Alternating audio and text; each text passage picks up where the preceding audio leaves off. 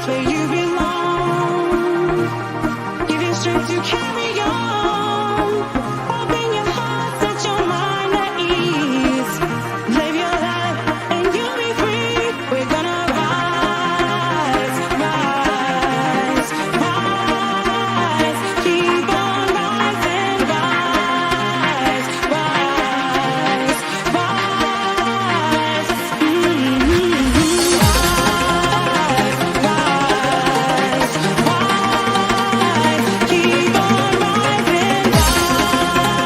rise,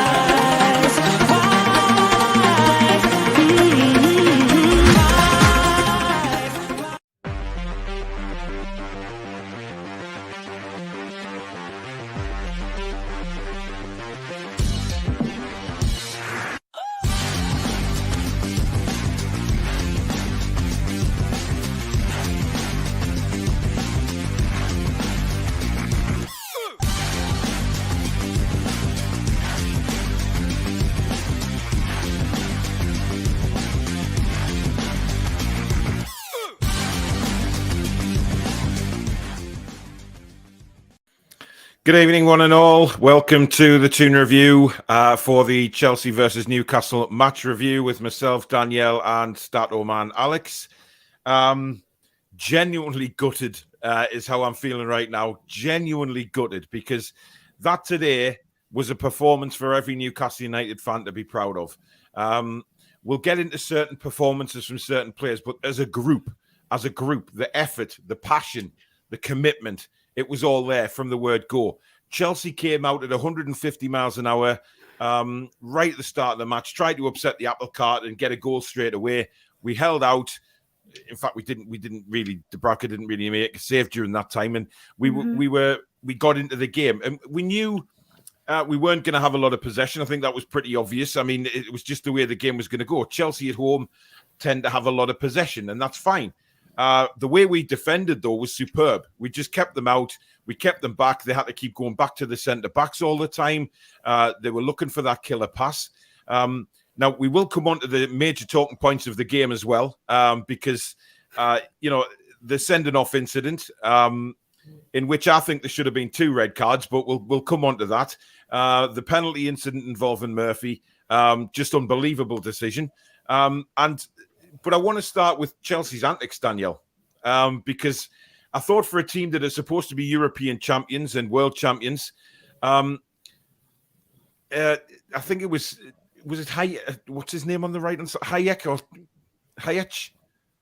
Ziyech. Sorry. Ziyech. What am I talking about? Ziyech.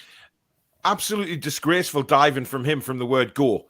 And Jorginho in the referee's face. Oh, God, he was doing my head in. I mean, what is that all about? I mean, they were just out to just and waving the hands for yellow cards. I mean, what is that all about? Just bullying, isn't it? They were just trying to bully the ref Yeah. for the whole game. They were crying like a bunch of babies, like for professionals at the level that they're at. I mean, it's just sickening, isn't it? And I think in the summer we need to be really mindful that so far we've brought in the right kind of player. So we've brought in good players, but players with the right kind of ethics and the right kind of attitude. We don't need players like that. I just thought it was embarrassing for them. Really embarrassing. Alex, we'll get the Chris Wood issue out the way straight away. I mean, his first touch is dreadful. I mean, I'm not taking anything away from his commitment and his effort, right? Everybody to a man today put in a shift. But his first touch is dreadful. It is dreadful. Yeah, so I don't feel as strongly about Wood needing to score necessarily. I don't care if he scores that many goals. If he scores 3, 4, 5 for us, fine, whatever. If he scores less, I'm not that bothered. Yep. I just want him to do the job of the target man correctly, which is hold up the ball, bring others into play. You're not going to win it every time. That's absolutely fine. But you're a seasoned Premier League veteran who is consistently staying in the Premier League and keeping your teams in the Premier League. I do want the ball to stick to him more often. And even when he did win those duels and when he was trying to release people, I mean, for context, for the stats, he made 6 passes today out of 17. 35% pass accuracy. I know it's harsh to judge forwards on their passing, but we visually saw him. We had several opportunities to play runners through. Again, I don't need him to score all the time. I want him to do his job right as a target man and give us a bit of breathing room. And he's not doing that. I want him to do that first. Yeah. Then we'll start worrying about if he can start scoring and do all these different jobs. He just needs to do that hold-up play properly because he's not doing it at the moment. Doesn't hold the ball up at all. No, I mean, loads of times it was just hitting him. It was bouncing off him, and he was trying to control it, and it was just flying away from him and straight to the opposition and giving Chelsea the ball back. So I understand exactly what you're talking about there, Alex, that, you know, as that man, he needs to hold the ball up and release some of the pressure on us, just coming straight back. But his fitness was still good. He helped in the press. Yeah. There were lots of bits of his game that were the reason we only conceded the one today. He was brilliant, but it was getting the ball out the other way. So he did half of his job very well, but it's what we just talked about. I'd like to see him improve that part as well. It is important. Yeah, without a doubt. I mean, so this was the starting lineup, Danielle. Were you a little surprised? Yes and no. So I knew there was going to be quite a lot of rotation. So, I think the main surprise for me was the two midfielders and Shelby and Willock. I hadn't heard anything about them being poorly or anything like that. So I was thinking, what the hell's happening? But fair enough. They're poorly. They can't play. Other than that, I expected Mankio to come in. I wasn't sure about ASM to start anyway, whether he'd recovered properly from his illness. So I was expecting perhaps Miggy to come in. I think Alex said that in the preview show. Perhaps we'd see Miggy. But no, overall, I didn't have a problem with the team. I thought, you know what, we've got Everton on Thursday. But I was still pleased. I know that a lot of people weren't, and there was a lot of people saying it's Newcastle's B team or whatever.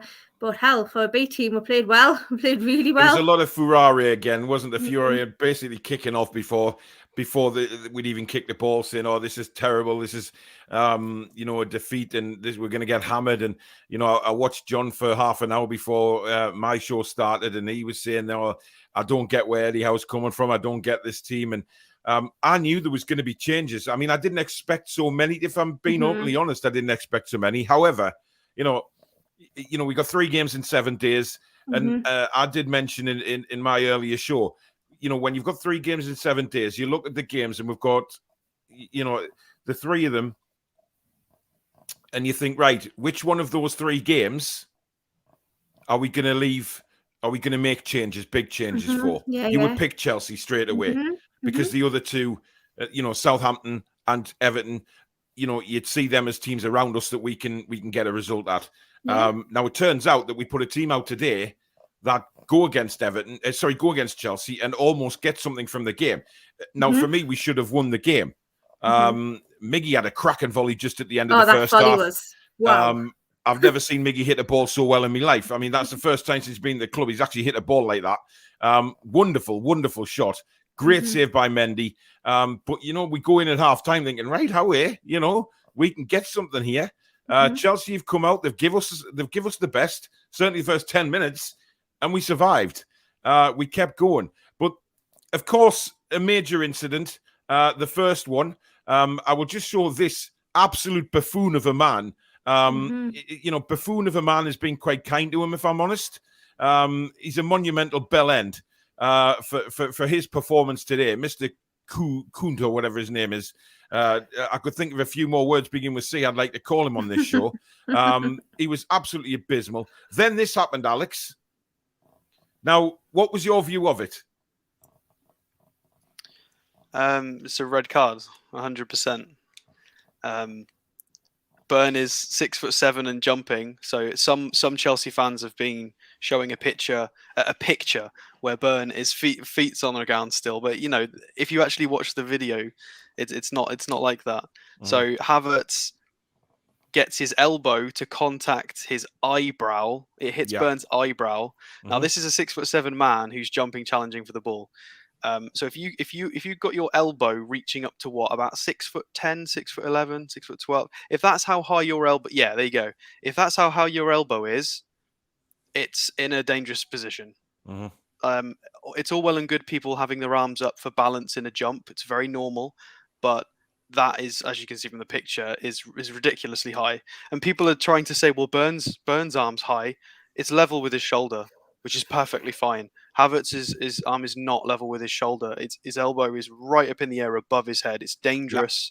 And it's a Totally red agree. card 100% every day of the week. Not even. I'm very confused at the level at which it's been debated by the media, because it's unbelievable. a stonewall red card. It's not even it is for debate. absolutely incredible. And the swelling on Dan Burn. I mean, Dan Burn nearly had two heads by the end of the match because the swelling was. It was disgusting. It was horrible. But credit to Dan Burn. He battled on, and he was so upset when that goal went in, because he, the 1 second that he switched off for Havertz's goal, and it just really pisses me off that it's Havertz that scored that goal. I know. After and Dan Burn switching off for that 1 second, after that earlier incident, because he shouldn't have even been on the pitch. But you know what? If that was another way around, if that was Shelvey or Joe Linton or someone else, I guarantee that there would have been a red card there. Of course it would. Guarantee of course it. It would.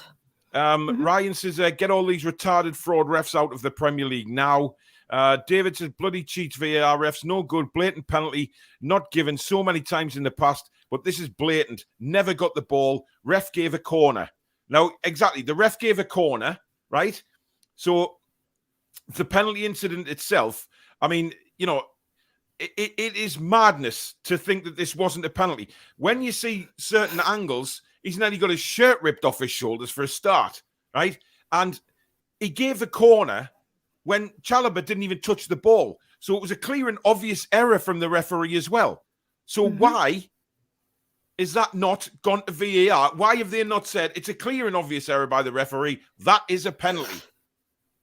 It's a golden question, isn't it? Because how much clearer can you get? It was cast iron penalty all day long. Everyone knows it. The pundits knew it. Everyone said it. So for me, you can ask yourself, you make your own kind of, conclusions from that. Whether did VAR take a look at it? I don't know if they did. Whether on the tea break, who knows?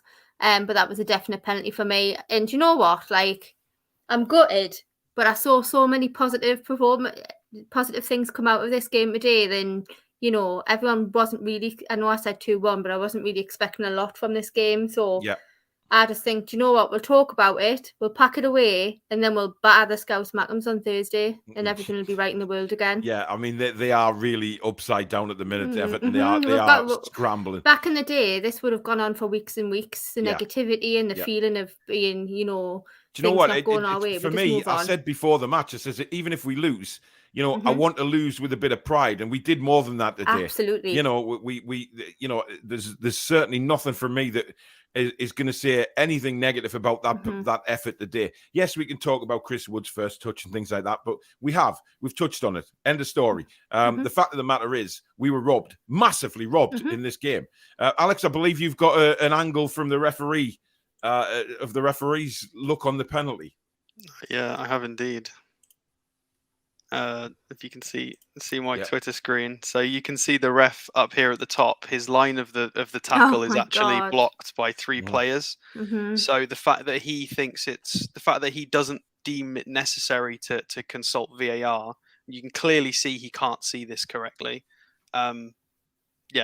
Should it be the referee's decision it shouldn't be the referee to go to VAR and review it. It should be VAR saying, hang on, we're going to take a look at this, and then say to the referee, there's a clear and obvious error. There is a penalty there. You know what I mean? So it shouldn't be up to the referee to refer it to VAR. That's what VAR are there for. Apparently. You're right. We need some rule changes, because there's it should be this, it could be that. Why is it not this? Why is it not that? It's not working. The standard of use at the moment in this country is an absolute disgrace. The standard of refereeing is an absolute disgrace. They are terrible. You look around Europe and you look at the way the matches are refereed. It is completely different. I was just going to say the same thing. You're bang on correct. Yeah, you're right. For people who don't watch foreign football, this doesn't happen in Europe. Not as often. VAR is run superbly, absolutely superbly in other countries. But we have just a bungling bunch of bell ends who are just trying to run this very, very simple software. Simple. It really is. You just look at it, you say, right, you look at that one today, a quick look at the screen, see Murphy's shirt being pulled like that. It's a penalty.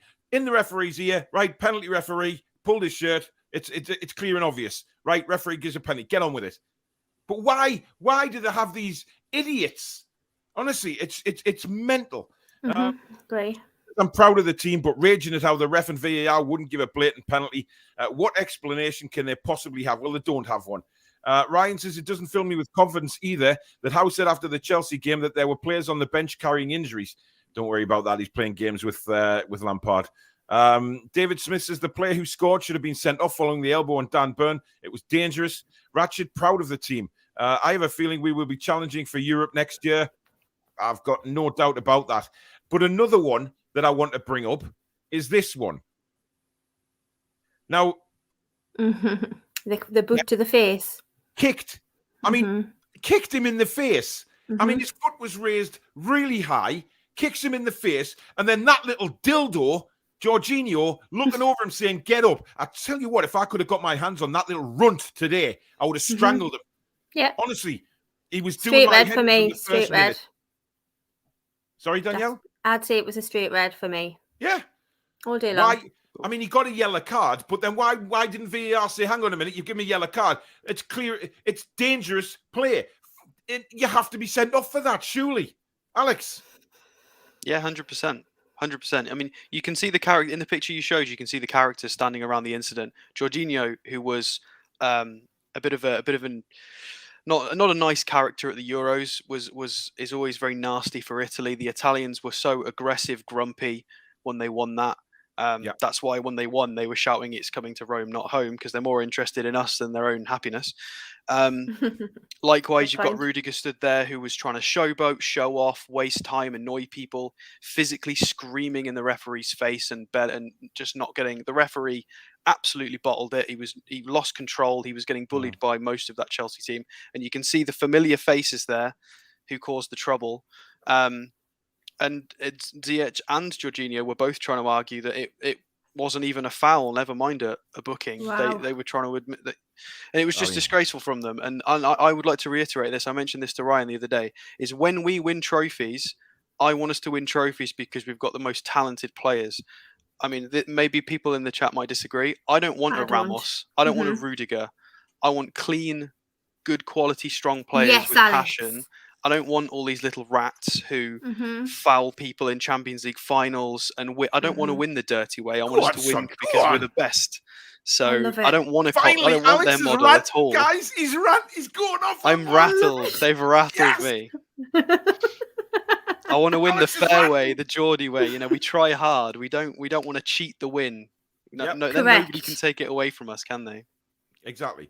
Now, you know what it is, and I said during the commentary, there was an incident where obviously Dan Burn got up from his kick, his elbow, and he went straight after Havertz to have words. And what I would like to say, there was a brilliant bit of captaincy from Jamal Lascelles. Oh, he was straight in there. I know I've had a go at him, but I will also say that if I see something good, I will also say it. What a brilliant bit of captaincy that was by Lascelles, getting a hold of him, putting an arm around him, and just saying, "Look, let's just concentrate on the game, big man. Let's get on." And he calmed Dan Burn down. Dan Burn went off and didn't retaliate at all when he came back on, which was fantastic. But I have to say, well done, Jamal Lascelles. I agree. And you know what? He started the game, the first 10 minutes, he was all out of the shop, giving fouls away. But as the game went on, the three of them playing the offside trap, Alex, to perfection, even with Lascelles in the team. They'd obviously worked on that in training, but the three of them were superb. And obviously Lascelles was a little bit rusty at the start, and a couple of his challenges were horrendous. He was nowhere near the ball, but he grew into the game. But that's the first time I've seen Jamal Lascelles really standing up and acting like a captain there. And I just love this new aggression we've got, Danielle. We just have this aggression in the team. Because you know why? You know what? We've got grit and we've got determination, and we're not going to sit back and let teams walk all over it anymore. That's it. We'll go in and we get the ball and we take it by legal means. But if we need to use force, we use force, and that's great. That's what we want to see. A little bit of passion in the team, fight. That's all this was about today. And that's why I wasn't upset after the game, because I thought, you know what? VAR is what it is. It's crap. Everyone knows it is. But nobody can take away what this team has achieved since Christmas, and we'll continue doing that till the end of the season. So we'll just literally get on with it for Thursday, put it behind her, and like I said before, we'll just smash the Scouse Mackums on Thursday, make everyone feel much better. Oh yes. But Especially the thing is, what pissed me off again was in the second half, Werner went through and it goes to VAR. Oh, of course. Which gives me a signal saying, had Werner been onside, they were going to give a penalty there. And that really, I mean, do you remember how they did that with Callum Wilson, though, didn't they? Yeah, they did. Was it last season? And I bet they were praying he was offside. I bet the other way. And then backfired. Yep. Answers, hi all. Hope you're all good. We played really well today, but the ref again let us down. But hey, well done, lads. You give your all. Indeed, they did. Shearer says the elbow on Burn and high boot on Bruno should have been red cards. Yeah, agree. Nobody's mentioning the high boot on Bruno, though, Alex. It's all been sort of brushed under the carpet. I don't understand why. There was so much wrong with that game. I think he gave 8 or 9 fouls to Ziyech in Chelsea's favour that were just so soft. Chelsea completely had that ref on their side for the whole game. He was giving them soft things all game, and we had a few 50-50s that were given us fouls. In my opinion, Lascelles got a 50-50 in minute 1, and he won the 50-50, and it was given as a foul. It was ridiculous. It wasn't just about the big decisions. It was even the small decisions. Like, it had an influence on our possession stats, on our flow, on our attacks. It changed so much of the game. He was getting everything wrong. It was small decisions as well. Ryan actually pointed this out, and it was true. I checked. The fourth official couldn't get the substitutions right when the Chelsea were trying to sort out their substitutions. The fourth officials were a mess with the subs, with the communication. It was everything was wrong. I've never even seen, you don't typically hear about the fourth officials getting it all wrong on the sidelines, but bar possibly the linesmen, they were all rubbish. The whole lot of them as an officiating team. It was dreadful. It was an awful day at the office. Yeah. Awful. Couldn't agree more. And you know what it is? It gets to the point where you think, you sometimes think, all these conspiracy theories and all this stuff about Newcastle. But today, I mean, you have to question. Well, when was the last time we had controversy? Well, I mean, the Watford draw was our fault. The Cambridge loss was our fault. But if you go back before then, the last controversies were Liverpool, Man City, Man United. So if we go back to where our last controversies were, so-called Big Six. It was Big Six games. Yeah. We haven't had any since then. Yeah. And we have lost games and we've drawn games. We've still been fine. We've not been whinging. Yeah. It's yeah. Toon Dave says, evening lads, lasses in the chat and panel. Absolutely gutted with the end result today, but such pride in the team and management for all their effort. Never have I seen VAR as such a waste of time today. It's fair to say Trolls isn't happy with VAR. PD Proudlock says, proud of the lads today, still annoyed with the VAR. We can beat Everton on Thursday, not to mention Mr. Connor Cody put more misery on them today. Exactly, because, he loves Newcastle. David says, evening, Paul, you must be exhausted. I'm all right at the minute. Richie says, obviously disappointed in the result, but not in the lads. Another good performance. What was annoying in the post-match conference was the political questions getting put to the manager. Man, of course, well, we're not going to... go on, Danielle. Well, what I'm going to say, obviously, we all know the situation, what's happening. But look, of course, it was always going to be, let's look at Newcastle now because of what's happened there and the most controversial takeover in history and all the rest of it.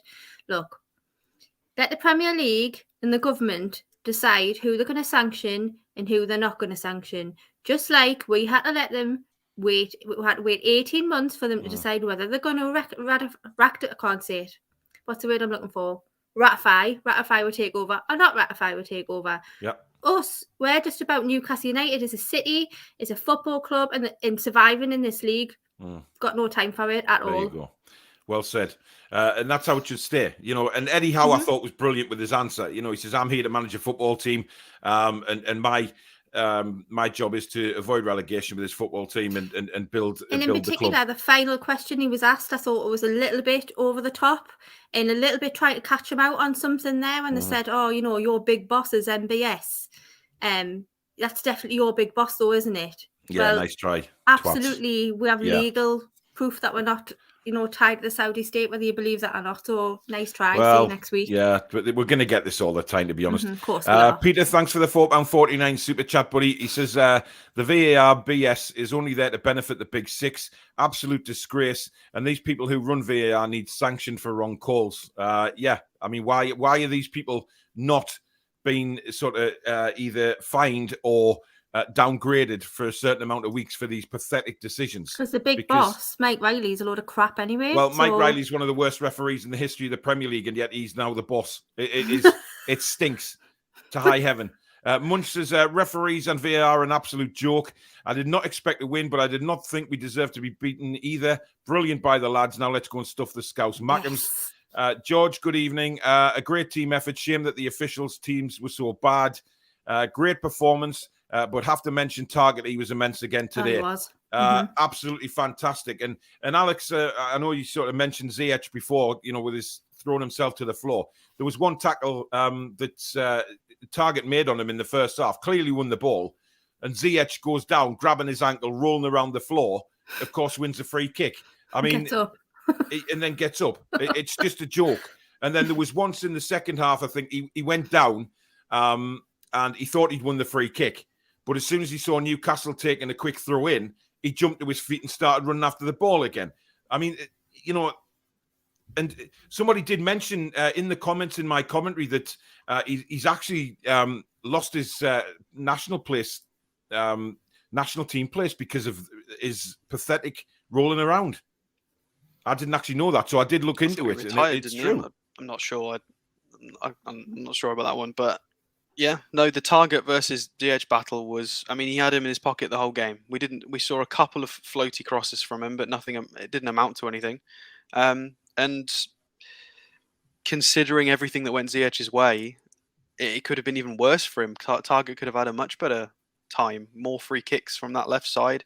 I mean, I'm not sure if I'm talking about the same situation as you, but there was a situation where they both went down, and Ziyech was on top of Target, and Target just tried to stand up, and the ref blew it for a foul.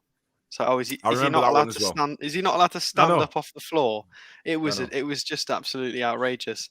More and more frustrations. I feel like the only position on the pitch with what you're talking about, like man-to-man battles, the only person that got the fair blow of the whistle was Bruno in regards to Kante, who he had in his back pocket for the whole 90 minutes. So just thought I'd throw that out there because he won 6 fouls for us I actually today. thought Matt Target had Ziyech in his back pocket most of the game. Yeah. There was only once that Ziyech got a cross in, and that was ended up being a header by Havertz, which was straight at Dubravka. Either side of him, it was obviously a goal. I mean, Dubravka wouldn't have saved that. It was a poor header, in my opinion. But that was the only time that Ziyech got a cross in. Duels, to be fair. Even Longstaff was winning those little scrappy duels, to be fair. Well, I was going to come on to him because I've just watched Barry Shaw, and Barry said that he had a brilliant game. I thought he did okay. I'm not saying he was brilliant. Charles says Sean Longstaff did not play good. He lost 100% of his aerial duels and 50% of the ground duels. Somebody's been reading One Football. That is a disgusting article from Football Fancast, and I would recommend not reading them because they are disgraceful. Every article is a joke. Do not read them. I'm sick of that place. I'm sick of it. Hell. What's wrong with I'm sorry, this afternoon, guys? You're a reserve centre midfielder and you've just won 50% of your ground duels against the best midfield in Europe. What's wrong with that? They've spanned that statistic to make it sound like Longstaff had a bad game. He's won half of his duels against Kante, Kovacic, Jorginho. These are some of the best midfielders in the world. Kante has a World Cup. He didn't do incredible, but you have to look at the context of the game of who Sean Longstaff is and who their midfield is. He didn't do bad at all. So some of this, I love Alex. I just think unnecessary. This is why I'm not being harsh on Wood. There needs to be context of who we played against. Like they did fine. Are you going to mention hatching eggs and stuff again? Maybe later. I'm trying to remember what that was about. It was about the youth academy. Oh yeah, we can't. What was it? We can't hatch. Yeah, there's certain sections of the fan base that want us to start producing like Phil Foden's like tomorrow. Yes. And it's going to take 5 or 10 years, unfortunately. It takes a long time to get youth academy rolling to City's level. Yeah. So we can't hatch eggs and create players. But interesting. So there you go, Truls. That puts that one to bed. Barbara says, I feel so sorry for Dan Burn. He was heartbroken. He knew it was his man who scored. Yeah, he did. But I thought when he was interviewed after the game, he was very, very positive. He spoke from his heart. And I'm certainly not going to have a go at Dan Burn because that man was immense again today, along with Fabian Schär, who just seems to get better and better. And he was devastated at the end as well. Normally, you'd see him, in previous regimes, just sort of walk off the pitch. He was devastated today, and that's how much it means to these guys. Now, the man, the myth, Mr. ASM, did make an appearance in the game. Now, I heard a lot of Newcastle fans not very happy with him for his little bit of play acting when he was rolling around on the floor when Chelsea were attacking. And this is the kind of team thing that I think a lot of fans want to mention, that why they don't think he's a team player, because he's rolling around the floor, sitting on his ass when Chelsea are attacking instead of getting up and helping out. That's the one thing about Maxi that I could really kick him for. But again, he came on today, and I don't know what kind of performance to say about him. He was running at players, but he wasn't passing again. I don't know if you noticed that, Alex, but I just thought he wasn't passing.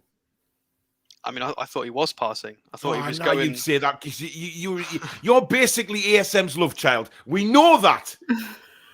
I mean, from what I saw, because I watched him very carefully because I knew this was going to come under scrutiny, specifically his performance. He was driving into the left wing and they were tripling up on him, so he was passing back into midfield. Yeah. There were a couple of times, there were two situations where he lost the ball because the pass to him was shocking, really overhit, as were most of our passes from our midfield today. They were quite poor. Even Bruno wasn't particularly on point. There was a lot of pressure, a lot of pressing. But so Maxi struggled to receive poor passes. He was, I don't know, he's been out. He wasn't beating his man on the left. Is that because they were doubling up, tripling up on him? Is it because he's not had many minutes? He's getting back into it. Maybe. I don't think he did anything necessarily wrong. He's not Messi. I think he did fine. It was typical Maxi performance. We were playing against the European champions. He tried his best. Specifically what you mentioned about him rolling on the floor. Yeah, I agree. I'd rather he didn't do that. But I mean, to be honest, though, what led up to the injury, I think it was a foul. They sandwiched him out, and it was a clear foul. That, yeah. Initially, I thought it wasn't, and then in the replay, when you see the one replay, of the two didn't even go for the ball, which by definition means it's a foul. You have to go for the ball. You can't go for the man, otherwise it's a foul. Yeah. Hi everyone. I've been watching Bar's show, and he will not have a bad word said about Chris Wood. I think Wood had a bad game today. His hold-up play was poor. Look, I don't know what Barry's. I keep having this argument with Barry about Chris Wood, and look, like I said earlier, his touch was terrible today. It was abysmal. His effort was good though. But his effort was there. I mean, he was chasing the goalkeeper down. He was pressing high up, which I love to see. And Alex, you mentioned his fitness before. He was still doing that 75, 80 minutes into the game, pressing hard on the goalkeeper. So yes, there was elements about Chris Wood's game today that were good. Pressing was fantastic. The effort, but his first touch was garbage. So I'm not gonna sit here and say, oh, he was brilliant. His first touch, he laid the ball off. He didn't lay the ball off not once. So, there's elements of his game that need improving, and his first touch is certainly one of them. But as for working the press and keeping the effort levels up and bringing, you can see him waving the team up, pushing them up. Fantastic. Yeah. But, let's bring his all-round game in together. Tony says Newcastle fans were brilliant today. Couldn't hear the Chelsea fans. That's true. Joel says we need to ask the Chelsea players if they want cheese with that wine. Good one. Hi, everyone. Not football related. How are you and your family now? All clear of COVID? Yes, we are, Gareth. Thank you very much for asking. All good. Unfortunately, COVID is something now we're going to have to live with forever, just like the flu. But there's more important things going on in the world at the minute than COVID now, which is why you don't hear it mentioned at all. Wendy says third in the league and had to resort to cheating. Come on. Good evening, Julie. I hope Longstaff doesn't get a new contract, says Thomas. He's going to divide people. I thought he did okay today. Connor says referee was man of the match today. Call the old Bill. We've just been mugged, says Brian. I love the Newcastle fans chanting Mike Ashley's coming for you. That was brilliant. Yeah. Brilliant. Yeah. John says it's cracking that at this stage of the revolution, we match Chelsea all the way in their own backyard and we're let down by officialdom. And also what you've got to think about is we've got no Callum Wilson. We haven't got Kieran Trippier. We haven't got Big Joe. We're missing quality players. So if we'd had a full strength squad and we'd put all of these players in, we could have had them today. Like, absolutely. I think we should have had them anyway, to be fair. Yeah, I agree. Yeah. Sick and tired of these corrupt refs. I wish I had a job where you can be wrong most of the time and not have to answer for it. Excellent point, Nigel. This is what they get away with on a weekly basis and never have to answer for it. You know, where is Mike Riley challenging these referees and these people and sitting in VAR saying, can you explain to me why you didn't make that decision? But he won't, because he's a wrinkled old muppet. He's done. You know, he's got more wrinkles on him than a fucking tire. He's just done. And I'm sick of, you know, and then they put that stupid Walton bloke on BT. Oh, well, you know, I don't think it were foul and all of this crap. You know, they're all in this same club. It's all this secret handshake club. It's bizarre. It really is. Stephen says, we lost the game, but not pride. Start again against Everton. Then a 2-week break to recharge the batteries and aim for 10, 11 and 12th place. Absolutely. Why not? Yeah, we need that break, I think. You know, get some players back, I think. Without a doubt. Wood's second touch is a tackle 90% of the time. Wood was Teflon coated today. How wasn't that Chalobah challenge a penalty? Well, I just don't know. I really don't know. It was like Chris Wood was playing with a beach ball today. Shearer was seething post-match. Again, all the pundits couldn't understand why a penalty wasn't given by VAR. First time I've seen pundits universally agree, and it was a penalty. All of them. Well, I didn't listen to Sky after the game. I don't know. I don't know what Jamie Carragher, Jamie Redknapp, Glenn Hoddle, and Alan Shearer all agreed with what we're saying. What about the elbow? Well, they specifically were 100% in favour of the penalty.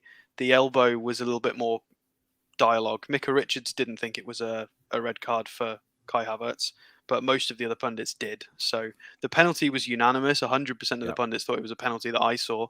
And as for the Kai Havertz on Burn elbow, it was only Micah Richards who thought it wasn't, but the rest did. So. Yep. YT says, forget the game, onwards and upwards. How are the Geordies? Yeah. You know, we are. I mean, the majority of us are. I think, you know, we're looking forward to the Everton Tell you game. something about your Pickford shivering, thinking about Thursday night. He's going to be like Mr. Motivator in the goal, bending over to pick the ball back up. You can just imagine for the next few days when he goes for his morning dumps and he's got to call his carer up to wipe his ass because his arms aren't long enough to reach. You know, he'll be a worried man. He'll be a very worried man. The Scouse Jesus who was up here at St. James's Park. I hope you I hope you take your face for a number of shits this week because you're going to need to, pal. We are coming for you. The amount of shirt pulling and fouling from Chelsea was ridiculous. Julie says she's got no audio on, but wanted to say hi. Well, thanks, Julie. You'll be watching your Sunday night telly, no doubt. Prison. Oh, well, there you go. Jamie says we have Wood, right, but to fresh up and make a sub late on. Gail, why not keep Anderson instead, loaning him out? Yet they all have hype around him, giving the youth a chance. It's not the time to give the youth a chance at the moment, though, Jamie. We give them a chance once we're mathematically safe. I think bring a few youngsters in and see how they do. Anderson needs a run of 30, 40 games to learn, doesn't he? Yeah. Whereas if he stayed with us, he'd get, a couple of sub appearances. Yeah.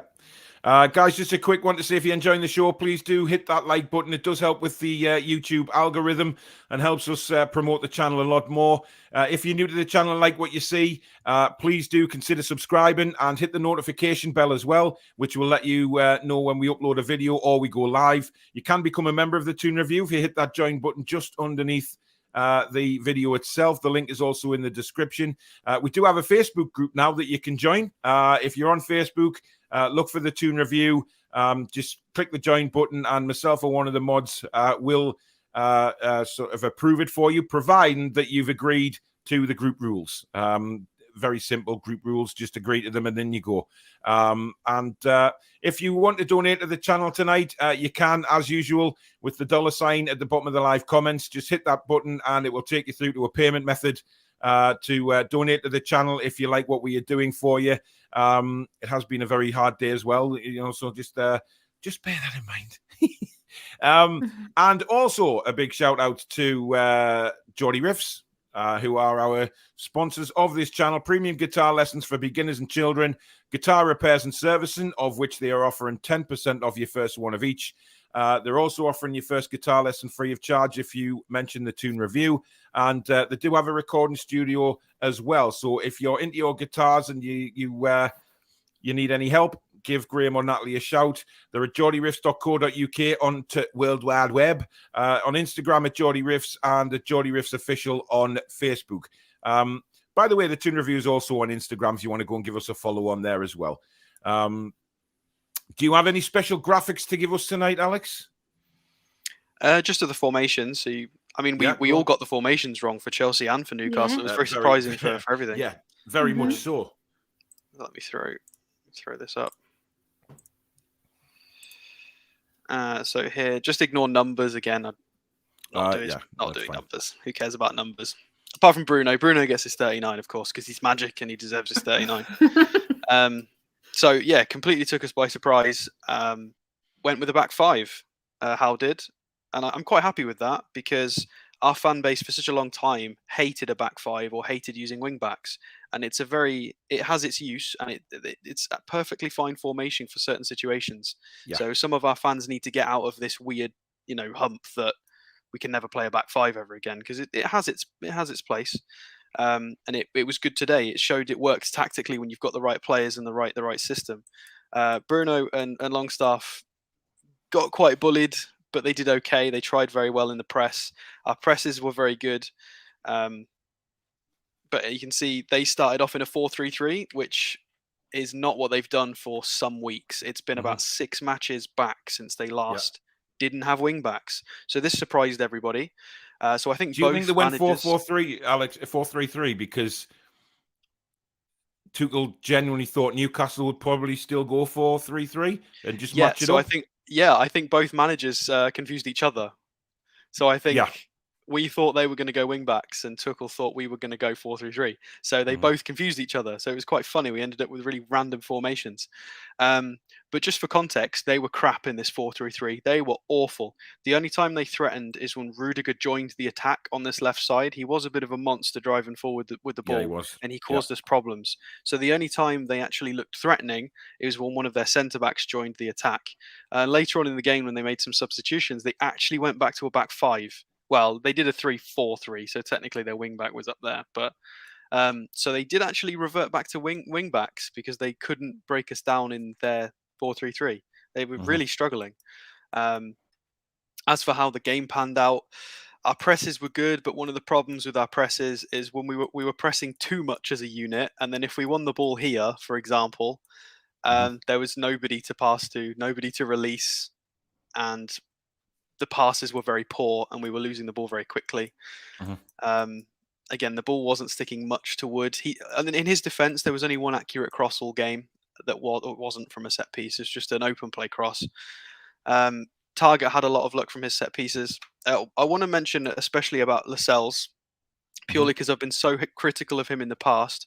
There were a couple of situations when we were defending set pieces where Target was marking Rudiger in the box, and Lascelles noticed and swapped men because he's aware. And I was really proud of that, really impressed. He was switched on and he noticed. And that could have potentially saved us conceding a goal from a set piece. And I've been really annoyed about us conceding from set pieces recently. So well done, Lascelles. He was really smart today, to be fair. I know he's not got his passing, but he was switched on. So big improvement. Look, to me, as the game wore on, there was glimpses of the old Lascelles under Rafa there today. I mean, I'm not going overboard with that. There was. And I think what he did with Dan Burn was superb. What you've just mentioned there was superb. It was excellent. And we have to praise him for that. Jeanette Johnston, thank you for the £5 super chat. Hi, Paul, Danielle, and Statman. I needed cheering up after that game. I've never been so mad. I can't stop laughing at your rants, Paul. Thank you. I got quite annoyed during that match today. And Michael Marsden, thank you very much for the £80 super chat as well. Absolute legend again. Thank you so much. And I hope your blood pressure is okay after the game today. But hopefully we go and beat the Scouse Mackems, and we'll have a celebration at the end of this week, which I hope we will. But thank you very much, Michael, and your profile picture with that the dog. These little dogs. I mean, Susan's got a Shih Tzu, and I think that's not a Shih Tzu, but it's one of the others. Very fluffy white dog is Michael's. But I like the big dogs. Small one. It's a small dog. Yes. Bichon Frise, maybe. It could be a Bichon Frise. Could be. It could be. Michael, is it a Bichon Frise? Let me know, mate. Richard says, trying hard to support Wood, but you're right, Paul. His first touch is terrible. If he could hold it up, it would have given us a bit more breathing space. Paul says, very good evening, everyone in the chat. Paul, Danielle and Alex, onwards and upwards. Thursday, 3 points. Yeah. No one talking about how we lost our midfield three and didn't get overrun by Kante and Jorginho. Alex, I mean, going back to the preview show, we did say that, we were worried that was where the game was going to be controlled by Chelsea because of the world-class midfielders that they have. But it didn't happen like that today. I thought, Jorginho's pass for the goal was fantastic. That is a piece of world-class football that, can win and lose, can win you a game. And it did. But I don't think we were overrun. No, not at all. I mean, you're right. It was a piece of quality that won them the game with a goal. And to be fair, we probably should have had a goal of our own from somewhere that needed the assistance of the officials to get it correct. But no, we handled it very well. The centre-backs, to be fair, again, I think the centre-backs were a good reason for that.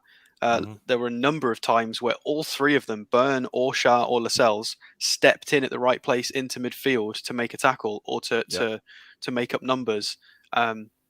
They just get the tactics. They just get it. We've changed shape and they still get it. It's just proof of they're working so hard on the training ground, and that coaching staff know what they're talking about, because we've changed to a defensive formation and they were still stepping out in appropriate ways. They just knew, and that was the reason we didn't get as overrun. And despite the fact we had 29% possession, I could be wrong with that. We still matched them for shots on target. So actually, I think we beat them for shots on target. Yeah, I think we possibly had one more. Yeah. So we had one more than them. I think Eddie Howe got his tactics absolutely spot on, and the lads to a T performed their jobs pretty well as well. Even people like Wood and people who didn't have the best game, they still generally did their jobs as they were supposed to. I thought Jacob Murphy was much better today, by the way. I thought he was much better today. Yeah, it's a real shame, because I think Murphy and Almiron looked hungry and they weren't released as often as I think they could have been. I think they were ready to run at defenders. And it's a shame we couldn't get the ball out to them enough, because Almiron, again, with that volley, he was... And then he had a shot just over the bar, didn't he? Before he came off as well. I mean, even Longstaff. Longstaff had one long-range effort. That was a good effort as well. And we know that he can pop them in sometimes. Yeah, so all of them, they weren't incredible, but some of the fringe players, they did a decent job. Like, I'm not as bothered about them being on the bench now for the rest of the season. If they did themselves proud, and that's all we could have asked for today. Happy Veet says, learned today that Dubravka became a goalkeeper because of an incident with a machete when he was younger. Otherwise, he would have been an ice hockey player. Quite interesting. I went the other way. I became an ice hockey player when my granddad wanted me to be a goalkeeper. Not because of a machete, though. Not because of a machete, no. I lived in Durham, not the Bronx, man. Kendo says, amazing effort by our second string, and what bad luck in injuries and late illnesses, yet Howe did a fantastic job in the circumstances.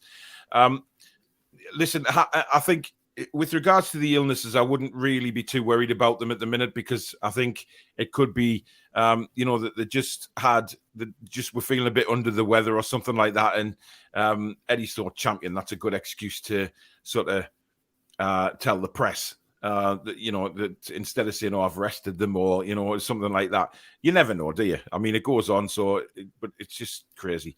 The two major decisions are disgraceful and cost us a point, arguably 3. There was nothing between the teams today. Chelsea were with a bit more quality, but deserved 3 points and a point at worst. I can't disagree with that at all. On that penalty decision we weren't given, how did we get a corner if VAR reviewed it? The Chelsea defender took the man, not the ball. Mm-hmm. Exactly. YT is not holding back. That referee was a cock. In fact, I'd say monumental bell end, to be honest. Just watched Eddie's press conference back earlier. Apparently, John Joe and Little Joe reported ill 7 o'clock last night.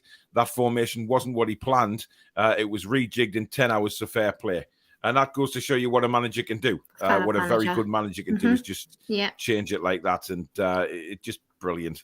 Loads of Chelsea fans saying we are salty, but if it was the other way around, it would be different. Whatever. We're the least salty bunch of fans ever. We don't expect anything, really. After the crap we've been through, and people yeah, call absolutely. us salty. We just expect our team to try, and they've more than done that today. We're not salty. We're salty at the fact that if we are salty, it's because the standard of refereeing in the VAR is not being used correctly. That's it. Definitely. I mean, they beat us fair and square, but if you guys think that was an okay performance from you as a Chelsea team, then good luck against Lille, because if you turn up like that in the Champions League, you're going to get smashed. Indeed. Alex, I tell you what, I know. I'm liking this new. I mean, we talk about this new aggression in the Newcastle United side. I mean, Alex has been on the raw meat for Sunday dinner today. It's people misusing stats to fit their agenda. I don't like it. Don't misuse stats with the stat man. My God. I mean, just do not do that because you will be punished in severe ways if you disagree with what the stat man has to say. I think, to be honest, he's looking a bit like this tonight, Danielle. Yes, that's spot on. The stat man. I love it. Yeah, definitely. Ken says, I thought ASM was abysmal when he came on. Maybe Stato can tell us how many dribbles he failed at and also how many times he gave the ball away. Ooh. I mean, not as many as Chris Wood, which is 23. So let's get that straight before we go into ASM. So, sorry, I didn't have time to write down every single player. So he was on for 21 minutes and he completed 2 out of 4 dribbles. So, which is absolutely fine. 2 dribbles a game. Two dribbles per 90 is fine from standard players. 2 dribbles in 20 minutes is more than fine. Not a problem. He beat his man a couple of times and dragged it back. 3 out of 4 accurate passes. He got 1 key pass. He won 3 out of 5 ground duels. And he tackled once. Actually, one of the times he lost the ball, he made a recovery himself to win that back. So he did I remember that. Yeah. So I think people need to look at the whole. Yeah, he's Maxi. He's going to do these things that we don't like, but he's also going to do the magic. You've got to take the bad if you want the magic Maxi. It's just how it works. Yeah. Good evening, Dan, mate. Hope you're well. It's funny that with all the success that he's had, the first controversial thing Howe does, people jump down his throat. The announcers here in America said the ref was not good today during the broadcast. Yeah. Connor says, typical that Newcastle don't get given a penalty. The whole league just hates us. Wood nearly lost his head and friggin' eye. Horrendous habits. Awful. Wood as well. I think he means Burn. I think it was, Dan Burn, yeah. Or, well, he could be on, yeah. I mean, he's the Kiwi Burn, isn't he? Yes. 9-foot elbow, says Rob. Arm raised equals red card, says Danielle. Can't argue with that. Kenwin says, losing to Chelsea was a worthwhile sacrifice because it allows us to play our full strength fit and rested team against lesser clubs that we can get points from. Well, we did say at the start, which one of those games would you target to make some changes in? But like just mentioned before, Eddie just had to change it with 10 hours notice because of the illnesses. So it just goes to show he'd had a plan already, but the plan had to change. And that's well done to the players as well, by the way. Having to change a formation that they hadn't trained for 10 hours before a game, and the player like that, hats shows off to how them. adaptable they are, doesn't it? Yeah. So. Cesare says, if managers and players can be interviewed post-match, then so should refs and VAR. Everybody should be accountable. I agree with that. They should have a mic. You should be able to hear what they're saying all the time. Like the I'd love rugby to hear ones that. do. Yeah, we'd love to hear that, but I think the language would be quite fruity. But you know what? I don't get why these referees are protected, why they can't come out after a game and explain the decisions. Like managers have to come out and explain why they made certain changes during the game or why they picked a certain team that didn't perform or whatever it may be. They have to face consequences. Why shouldn't these referees? Crazy. I think I might do a video on that tomorrow. An angry one. Why not? VAR is not the problem. It's the reading of it and the game by officials who Correct. should apply the law to the regardless of the esteem. I agree. VAR should have stepped in anyway for that penalty incident. Absolute bollocks to the whole thing. I usually tell people who cry about refereeing, including here, that only losers cry about the refs. But today was different. Yeah, massively It's not just different. our team, though. That's the thing. It's people keep mentioning this whole conspiracy, and the Everton penalty that they didn't get against Manchester City last week. It seems to be people who have the potential to challenge the status quo and challenge that top end are getting these decisions against them. And Everton, I mean, before their slump, they were trying to break into that European bracket. That was what the money was spent for. And we're doing the same as well. We're trying to do the same, maybe not straight away. So it's not just going against us. This is happening to other teams who are on that cusp trying to break in. Mm-hmm. It's not only happening to us. So this is more proof that it's a bit weird. It's just weird. Weird. It's just disgraceful. But that's what you do. Mr. Vid says, hi, Newcastle fans, Chelsea fan here. Havertz's arm forced up to hit the Newcastle player. Could easily have been red, and I wouldn't have complained. The penalty was 100%. Well, thank you very much for being such an honest football fan there. Integrity. Chris says, let's not forget Bruno's studded boot to the head. Why isn't this side considered dangerous play? We don't know. Because we never find out, because these chicken-faced arseholes don't come out and have to face the decisions. Scott says, I read that they were considering bringing top referees to the Premier from other countries. Today's a perfect example as to why that should happen. Indeed. But Andrew says the cartel protection was there for all to see. And we can't, Danielle, argue with that. No, we can't. It speaks for itself, doesn't it? And I think that'll continue until something's done about it. And I don't know if that would ever happen. I just don't know, because they'll kick up a fuss about that, just like they did about our takeover. There'll be all hell playing if we start talking about regulation of referees and all of that. It's going to be a whole different argument, but it should absolutely happen, because it should be fair for everyone, not just for the top six. Yeah, top six. Adam agrees as well. Similar to the Rodri incident at the Everton game, Alex, that you just mentioned, there's definitely something fishy going on with the top four. Collins says Stonewall penalty 1-0 to Newcastle, by this time also playing 10 men. Indeed. Bruno almost got his head kicked off too. Should have been another red at that point. Absolute joke. Josh is a very happy blue, and fair enough. You won today. Can't argue. You know, we'd be happy if we won. Scott says Bruno was also brilliant today. He looks a real top player. He looked quite awesome, actually. And I think, you know, the more he plays in the Premier League, the better he's going to become.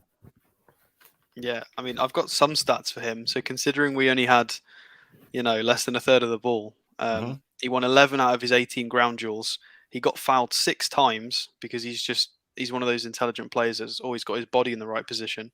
And he made 4 tackles. So essentially, he got the ball for us 10 times in that game, not including his ground duels. He was just clean and tidy.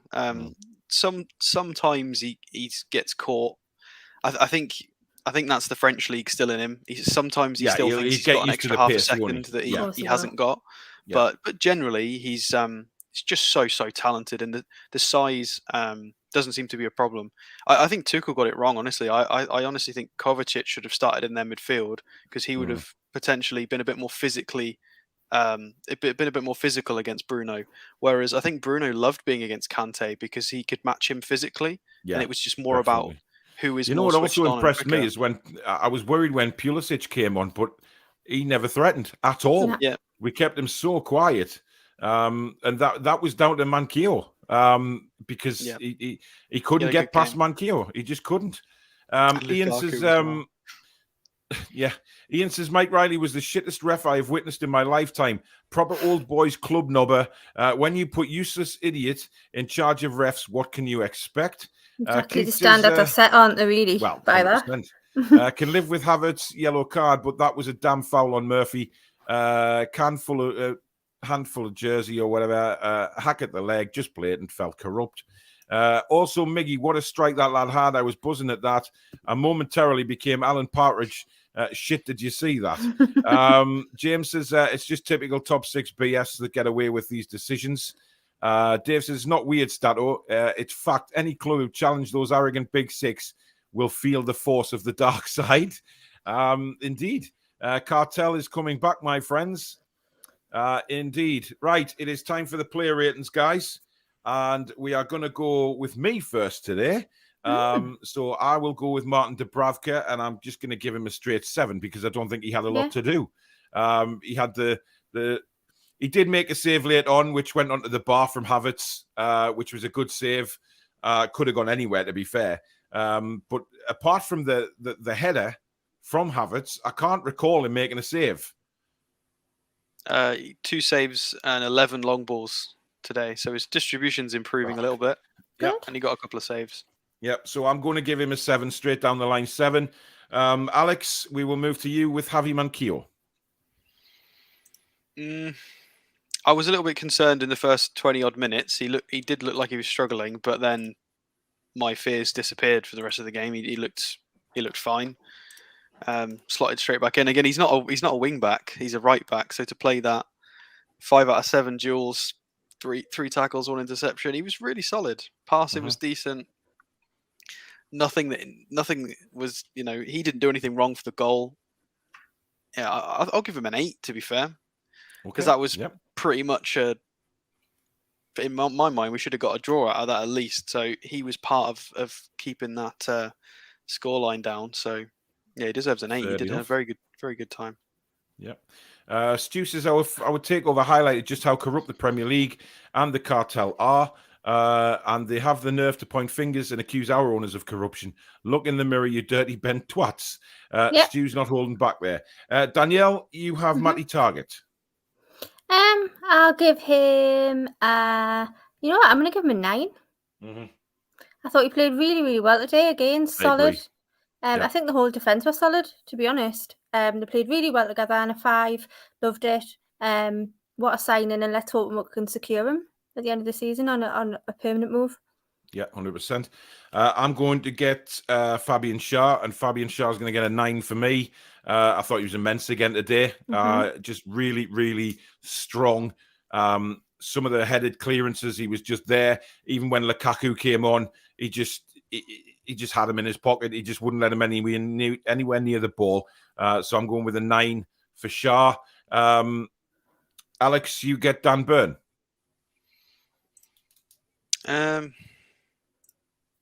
He was very solid for the whole game. Again, he does what he does best. His 4 clearances. He wins a bunch of duels. Really, really solid. Tidy in his passing. He just got caught at the end. He got caught 88 minutes in when he was tired against one of the best attackers in European football. Not going to blame him for that. He's been brilliant. I mean, I want to give him a 7. I know technically it's his mistake, but I'm still going to give him a 7. I don't think there was, you can't stop quality necessarily, and that was a quality ball. So I think he did enough to deserve a 7 from the defensive play for the 88 minutes.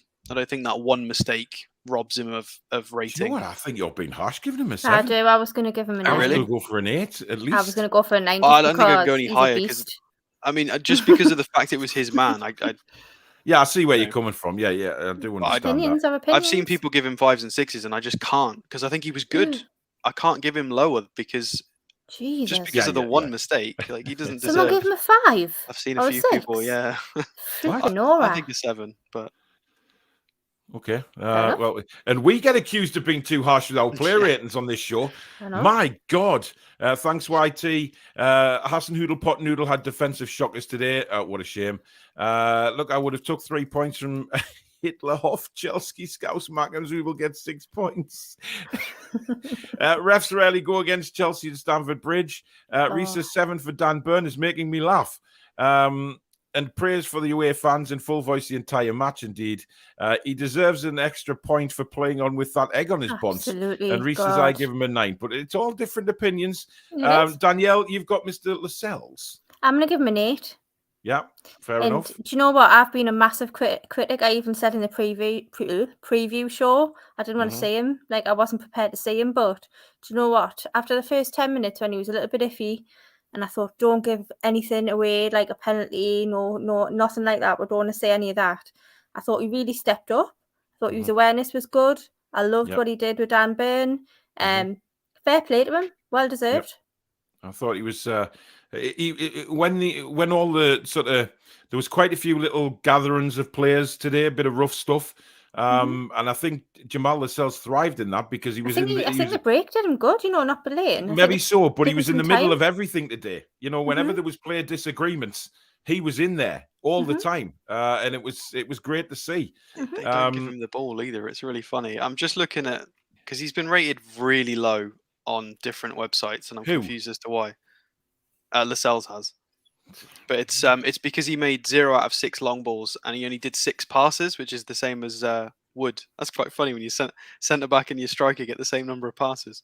But it's because Shah and Byrne were taking all the passes. I think that's the instruction. So I made a comment about that a couple of weeks ago that I saw it happening, and I didn't know if it was just me or whether it was but Shah real. and Byrne are better at bringing the ball out. Lascelles can defend, but we know he's terrible at bringing the ball out. So I agree. Maybe that's the ploy. So you can see why they're I doing think that. it's obvious. It's now it's an instruction now, more than just Seems like they're doing it on purpose. Yeah, definitely. Right, we move into the midfield. I'll go for Bruno, and I'm going to give Bruno an 8. I thought he was fantastic again. Like I say, just if anything that he needs to get used to, it's the pace of the game. In the Premier League, like you said, Alex, he's just struggling a little bit with the, still thinking it's the French league kind of thing, and it's a lot quicker and more physical over here. And I think that'll come. I really do. So I'm going to go with an 8 for him. Alex, you're going to get Sean Longstaff. He can have a 7 from me as well. He didn't do anything incredible, but his shot was decent. There was a couple of situations where there was that one situation where he won the ball and he got 3 on him just because he was just trying hard. Again, his stats are underwhelming, but he was really solid against one of the best midfields in the world. And ultimately, he deserves a 7. He doesn't deserve anything less than that for that performance. He was part of that result today, so he deserves a good rating. Cool. Danielle, Miggy. I thought he did well today. I thought there was 2. That volley was beautiful. Loved it. It was beautiful. Oh, honestly, beautiful. It was Shiva-esque, apart from it didn't go in. Loved it. I thought he was good in his press. Yeah, I'd give him a 7. A 7, yeah. I I'm probably agree with surprised their 7. keeper saw that shot, by the way. The Mendy was so good today. Yeah, that Almiron shot went through like 5 shirts, and the goalkeeper just knew exactly where to be anyway. He was very switched on. This is a 7 for Longstaff. He never won an aerial duel. Jorginho is always in the ref's ear. That's his job. Well, his job is to play football. He should just get on with the game instead of being such a bloody nappy-wearing, sulking little twat. So there you go. I'll go for Jacob Murphy, and I'm going to give Murphy a 7. I thought he did really well today. I thought he was much more improved from the last time out against Southampton. Was it Southampton? Yes, Southampton. He played a lot better. So nothing spectacular. He should have won the penalty for us, definitely. So a straightforward 7. And finally, Alex, you get Chris Wood. I'm going to be cheeky and just reply to that comment. Yeah, Bruno didn't get any aerial duels either, but I dare you to go in the Gallagher and say he's not good enough. Yeah, don't do that. People and their stats from today, man, experience, honestly. don't do that. Oh dear. Okay. Anyway, Chris Wood. Again, I'll give him a 7. He gets up to the 7 because of his work rate. He did really well. He was in the right places. His positions are better, but I can't give him any higher than that because the ball wasn't stick and he wasn't doing enough offensively. So I think 7's fair. So yeah, I think 7's. I would have gone for a 6. Yeah, I mean, you could argue with. I think, but again, look, this is the beauty about player ratings. Everybody has really different opinions on player ratings, and that's what makes it for me. But the thing is if we got the pen or the red, and it's still 0-0, do these ratings go up or down? I just feel like so much of that, it's difficult to judge the game fairly because it was it didn't happen as it should have happened. And of course, Eddie Howe, we must come to an agreement on Eddie Howe. So I will go first on Eddie Howe, and I'm going to give Eddie a 10. And the reason I'm giving Eddie Howe a 10 is because of obviously having to change the tactics so late on in the day, 10 hours before the match. He then changes his whole system and gets the players to perform like that. It's clear that this manager has 100% got the players playing for him, 100% believing in him as well, and 100% on board with what Eddie Howe is doing. So for me, he gets a 10. Alex? Yeah, I'd agree. I think he got the shape right, the tactics, the instructions, and I think he gets a 10 because people like Lascelles and Longstaff have come back into the side, and Miggy, and have given us performances. So there were people here and people in other places that have said they never want to see the shirt on certain players again. I was one of them. I said about Longstaff. Didn't want to see him on the pitch again. And some of these lads have come out and given us performances, and that is testament to coaching staff and what they've done tactically and what they've changed motivationally. So he deserves a 10 purely for that. And then I think his subs were really good as well. He brought on Maxi 69 minutes to try and give him enough time to impact the game. It wasn't, some people bring on attackers really late and I hate it. He brought on Maxi with enough time to try. And then as soon as we went down, straight in with Gale and Fraser.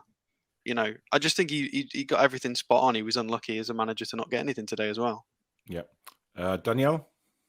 It's always a 10 for me every week. So definitely a 10. Even with the team, you know, before we kicked off, I trusted him. I just thought there's got to be something. Obviously, I didn't know about the illnesses and the late changes, but I just thought, you know, it's got to be for a reason, and turned out to be great. So 10 for me.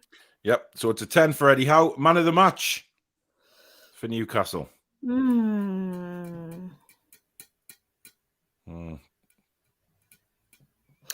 I'm gonna say, and I know we didn't rate him overly high. He got a good rating, but I'm gonna say Big Dan Burn, you know, and this is why, because he got that absolute thumping elbow to his head with a big egg on it.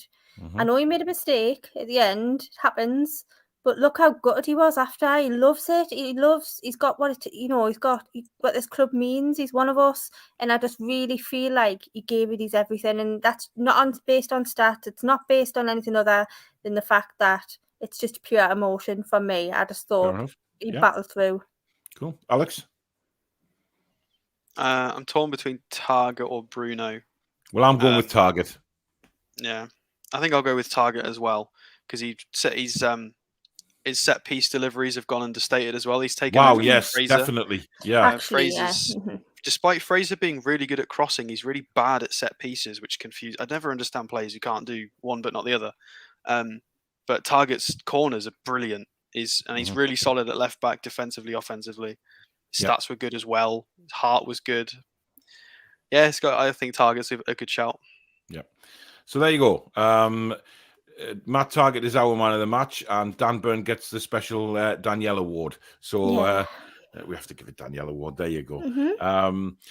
So there you go. The Newcastle United fans, of course, as usual, a perfect 10 because they just outsung Stamford Bridge as they do whenever they go away from home. They're just fantastic. But that's it, guys. That is it. The show's coming up this week. There's no show scheduled tomorrow night because Barry's done a special interview with Robert Lee on World of Sport TV. You can see that between 7:30 and 8:30 tomorrow night. I may well do a recorded video tomorrow, so keep your notifications on for that one coming.